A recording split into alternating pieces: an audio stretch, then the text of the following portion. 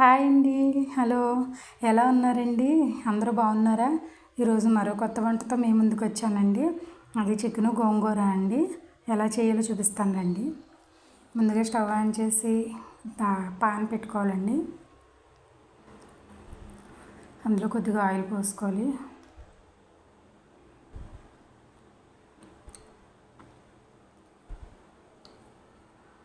ముందుగా కట్ చేసి పెట్టుకున్న ఉల్లిపాయలు వేసుకోవాలండి. ఉల్లిపాయ పచ్చిమిర్చి వేసుకోవాలి.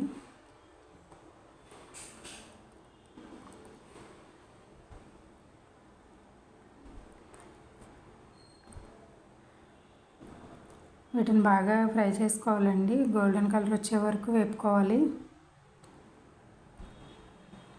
చూడండి, మూత పెడితే కాసేపు మగ్గుతాయండి.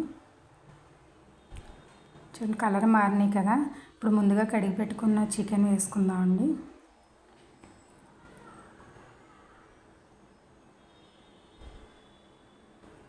ఒకసారి అంతా బాగా కలుపుకుందామండి.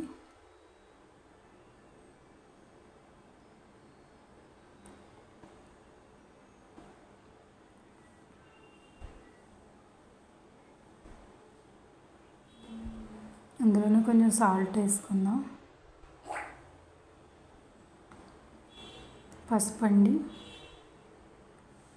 2 స్పూన్లు పసుపు, 3 స్పూన్ల కారం అండి,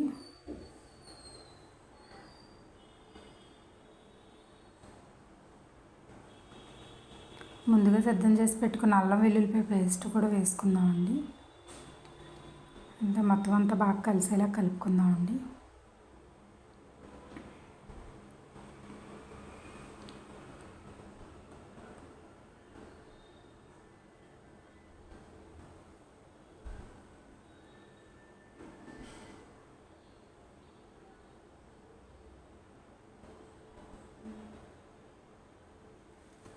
ఉప్పు కారం పట్టే వరకు మూత పెట్టుకుని మగ్గనించుకుందామండి కాసేపు. చూడండి, ఇప్పుడు ఒకసారి చూద్దాం. మొత్తం ఉప్పు కారం మసాలా అంతా బాగా కలపాలండి.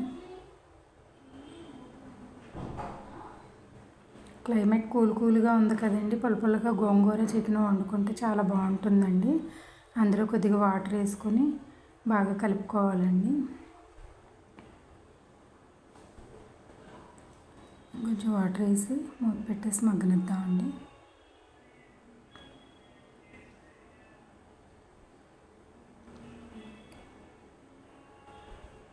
మొత్తం అంతా ఉడికే వరకు ఒకసారి మూత పెట్టుకుందామండి. తర్వాత దాన్ని పక్కన పెట్టి స్టవ్ ఆన్ చేసి ప్యాన్ పెట్టుకొని అందులో గోంగూరకి కొద్దిగా ఆయిల్ వేసుకోవాలండి.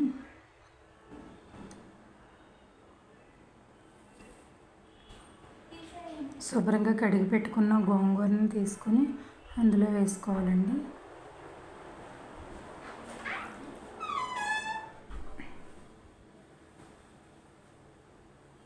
మొత్తం గోంగూర అంతా వేసి దగ్గర పడే వరకు కలపాలండి.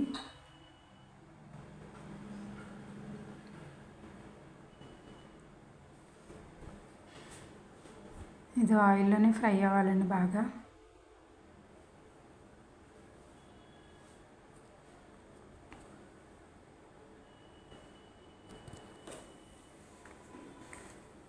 చూడండి, ఇలా ఫ్రై అయిపోయింది కదా. దీన్ని పక్కన చల్లారి పెట్టుకుందామండి. చల్లారి పెట్టి మిక్సీ పట్టి పక్కన పెట్టుకోవాలండి.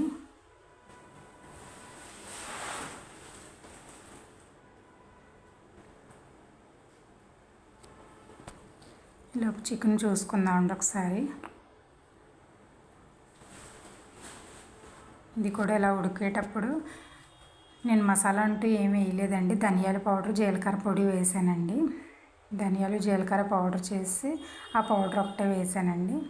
ఎందుకంటే ఇందులో ఆల్రెడీ గోంగూర వేస్తున్నాం కాబట్టి మసాలా అంత వేయాల్సిన అవసరం లేదండి.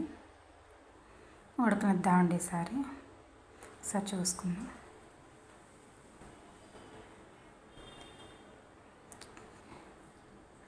చూడండి, ఇలా దగ్గర పడినప్పుడు ముందుగా చల్లారి పెట్టి పేస్ట్ చేసుకున్న గోంగూర కూడా వేసుకోవాలండి.